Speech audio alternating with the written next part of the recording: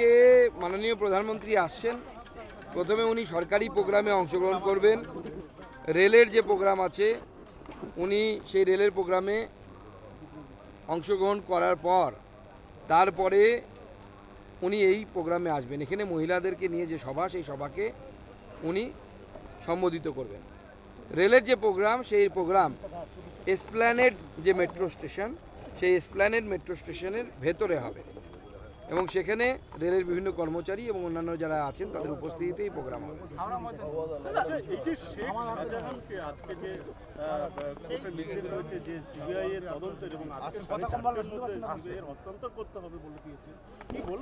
দেখুন, প্রথম কথা হচ্ছে আদালতের এই রায়কে আমরা স্বাগত জানাচ্ছি।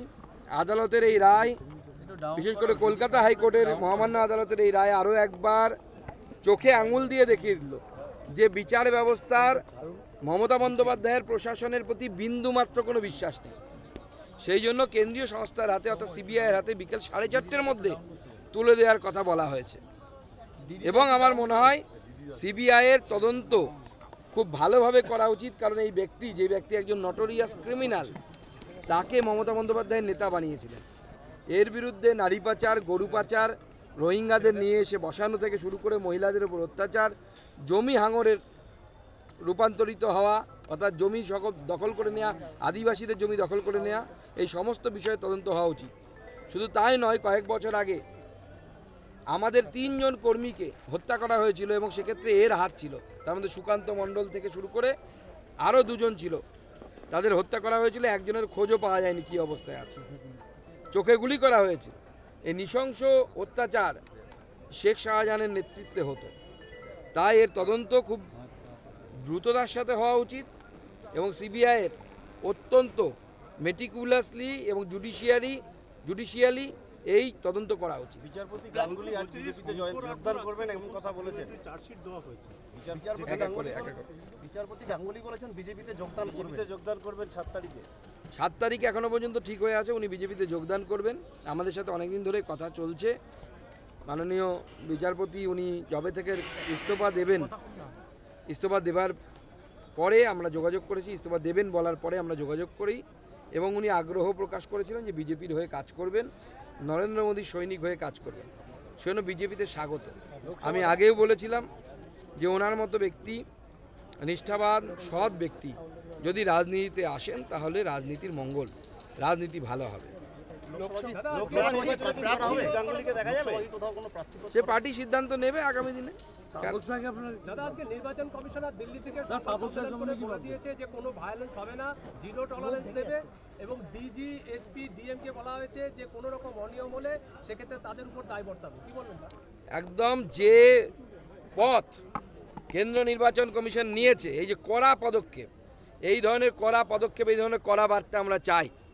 পরিষ্কার বলছি যে নির্বাচন কমিশন যেটা বলেছে, আমাদের কাছে খবর আছে যে পোস্ট পোল ভায়োলেন্স হোক, ভোটের সময় ভায়োলেন্স হোক, ভোটের আগের ভায়োলেন্স হোক, এই সব দায় রাজ্যের প্রশাসনকে নিতে হবে। অত্যন্ত গুরুত্বপূর্ণ বক্তব্য, এটা হওয়া উচিত ছিল। ভায়োলেন্স হবে, মানুষ মারা যাবে কয়েকশো, আর কেউ দায়িত্ব নেবেন, এটা চলতে পারে না। এবং আজকে নির্বাচন কমিশন গতকাল এবং আজ মিলে যে ফুল বেঞ্চ যে বক্তব্য রেখেছে নির্বাচন কমিশনের, আমরা এই বক্তব্যকে আমরা স্বাগত জানাচ্ছি। Someone should be responsible. একটা জেলাতে ভায়োলেন্স হচ্ছে, পোস্ট পোল ভায়োলেন্স হচ্ছে বা প্রি পোল ভায়োলেন্স হচ্ছে, ভোটের আগে ভোটের পরে 5টা মানুষ মারা গেল, কেউ দায়ী নয়, এটা হতে পারে? কেউ না কেউ তো দায়ী। সেই দায়ীটাকে জেলার এসপি এবং জেলার ডিএমকে দায়ভার নিতে হবে এবং আজকে নির্বাচন কমিশন সেই কথাই বলছে। আমি বহুদিন ধরে এই গলা ফাটিয়েছি যে দায়ভার কারো ঠিক হওয়া উচিত, যে কে দায়ী। একটা ক্রাইম যদি হয়, অপদার্থতা যদি আসে প্রশাসনে, তাহলে সেই অপদার্থতার জন্য দায়ীটাকে। আজকে নির্বাচন কমিশন, কেন্দ্র নির্বাচন কমিশন যে সিদ্ধান্ত নিয়েছে, এই সিদ্ধান্তের ফলে আমার মনে হয় পোস্ট পোল ভায়োলেন্স হবে না।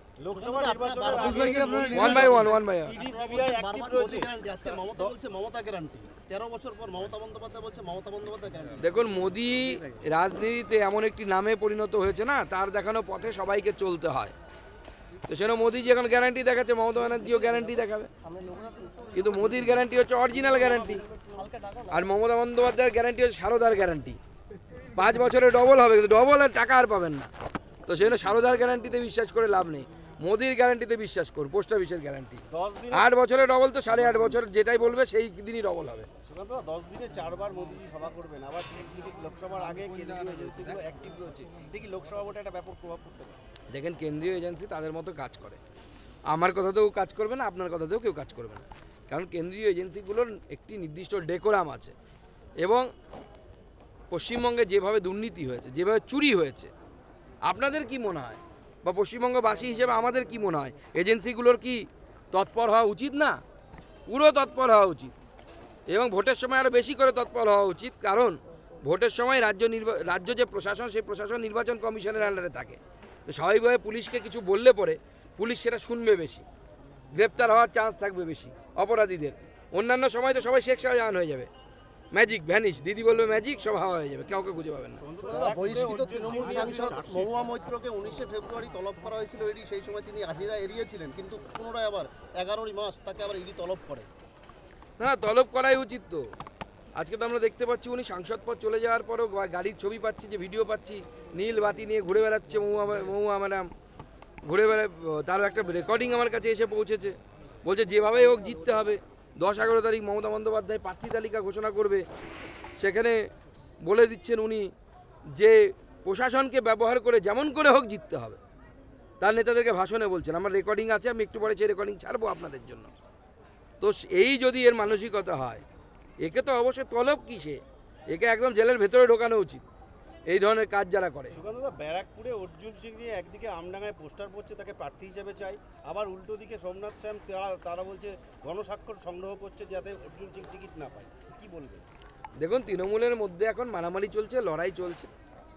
তৃণমূল এখন শ্যাম রাখবে না অর্জুন রাখবে তাই নিয়ে লড়াই করছে। তো এখন অর্জুনকে ঠিক করতে হবে, জালি শ্যামের কাছে থাকবে না অরিজিনাল শ্যামের কাছে আসবে, অরিজিনাল কৃষ্ণের কাছে আসবে। অরিজিনাল কৃষ্ণ তো বিজেপিতে আছে। আবার কি বিজেপিতে ফেরার সম্ভাবনা থাকবে? হ্যাঁ, টিকিট না পেলে কি অর্জুন সিং এর ফের বিজেপিতে ফেরার সম্ভাবনা রাস্তা খোলা? অর্জুন সিং কি করবেন? অর্জুন সিংকে ঠিক করতে হবে।